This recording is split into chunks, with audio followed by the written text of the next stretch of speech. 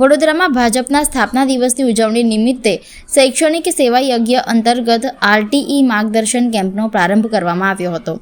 શહેર ભાજપના પૂર્વ પ્રમુખ ડોક્ટર વિજય શાહની ઉપસ્થિતિમાં અલકાપુરી વિસ્તારમાં રાઇટ ટુ એજ્યુકેશન અંતર્ગત માર્ગદર્શન કેમ્પનું ઉદ્ઘાટન કરવામાં આવ્યું હતું. આ કેમ્પ બીપીસી રોડ સ્થિત એમેરાલ્ડ કોમ્પ્લેક્સ ખાતે યોજાયો હતો. આ કેમ્પનો મુખ્ય હેતુ શૈક્ષણિક વર્ષ 2026-27 માટે ધોરણ 1 થી 8 સુધી ખાનગી શાળાઓમાં મફત શિક્ષણ મેળવવા ઈચ્છતા જરૂરિયાતમંદ વાલીઓ અને બાળકોને યોગ્ય માર્ગદર્શન આપવાનો છે. આ પ્રસંગે ડોક્ટર વિજય શાહે જણાવ્યું હતું કે શિક્ષણનો અધિકાર છેવાડાના માનવી સુધી પહોંચે તે સરકારની પ્રાથમિકતા છે. સાથે જ તેમણે વધુમાં વધુ વાલીઓને આ કેમ્પનો લાભ લેવા અપીલ કરી હતી.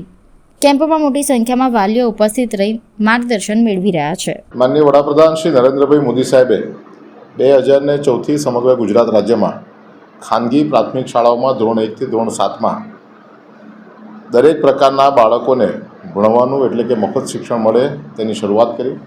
આજે 6 એપ્રિલ ભારતીય જનતા પાર્ટીનો 47મો સ્થાપના દિવસ છે. ત્યારે દર વર્ષની જેમ આ વર્ષે પણ વડોદરા શહેરના એવા બાળકો કે જે બાળકો પ્રાથમિક શાળાઓની મોંઘી ફી ભરી શકતા નથી, જે બાળકોના મા બાપની એવી લાગણી હોય પરંતુ ફીના સ્ટ્રક્ચરને કારણે એમના બાળકોને એવી શાળામાં મૂકી શકતા નથી, જે શાળાઓ ગ્રાન્ટીનેડ નથી પરંતુ એ શાળાઓમાં ઉત્તમ શિક્ષણ મળતું હોય એવું એમના ધ્યાનમાં હોય, ત્યારે આવી શાળામાં પોતાના બાળકોને મૂકવાનું સ્વપ્ન એ પૂરું કરવા માટે આજે 6 એપ્રિલ ગુજરાત રાજ્યના સ્થાપના દિવસ નિમિત્તે વડોદરા શહેરના સૌ આવા બાળકો કે જેમને એડમિશન મળે એના માટે એમના મા બાપને એડમિશનની પ્રક્રિયામાં મદદરૂપ થવા માટે, એમના ફોર્મ ભરવામાં એમને ઉપયોગી થવા માટે, એમના ફોર્મને ઓનલાઈન સબમિટ કરવા માટે ઉપયોગી થવા માટે, એમાં સરકારી કોઈપણ પ્રકારના બીજા સર્ટિફિકેટની જરૂરિયાત પડતી હોય તો સર્ટિફિકેટ પણ સરળતાથી એમને મળે એનું એમને માર્ગદર્શન આપવા માટે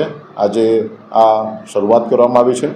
આમ તો 4 એપ્રિલથી સમગ્ર ગુજરાતમાં આવા બાળકોના એડમિશન માટેની પ્રક્રિયા શરૂ થઈ ગઈ છે, પરંતુ 6 એપ્રિલ ભારતીય જનતા પાર્ટીનો સ્થાપના દિવસ હોવાથી આજથી આ કામની શરૂઆત કરીએ છીએ.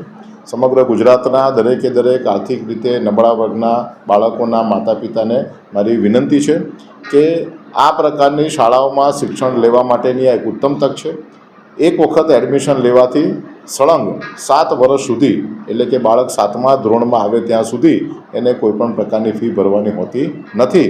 માટે જે લોકો એ કેટેગરીમાં આવતા હોય એની કેટેગરી પણ રાજ્ય સરકારે એમના પોતાની વેબસાઇટ ઉપર મૂકેલી છે. અમારા ફેસબુક પર પણ એની અલગ અલગ પ્રકારની એની કેટેગરી મૂકેલી છે. અમારે ત્યાં જે આપેલો જે નંબર છે નંબર ઉપર પણ કેટેગરી મૂકેલી છે. વધુને વધુ સંખ્યામાં મા બાપ આ બાળકોને પોતાના શિક્ષણ માટે આ ફોર્મ ભરાવે તો એમાંથી યોગ્ય બાળકોને આ પ્રકારનું શિક્ષણ 7 વર્ષ સુધી સળંગ મફત મળી શકે. અને આપના માધ્યમથી, મીડિયાના માધ્યમથી ખાસ કરીને વડોદરા શહેરના આવા બાળકોના માતા પિતાને આ સેન્ટરનો લાભ લેવા અથવા તો રાજ્ય સરકારના કોઈપણ જગ્યા પરથી પછી અમારા ચૂંટાયેલા પ્રતિનિધિ હોય કે અમારા સંગઠનના પદાધિકારીઓ હોય એમના મારફતથી જ્યાં જ્યાં આવા સેન્ટર શરૂ થયા છે એની મદદ લઈ અને સાચી રીતે યોગ્ય રીતે આ ફોર્મ ભરવા માટેની હું વિનંતી કરું છું.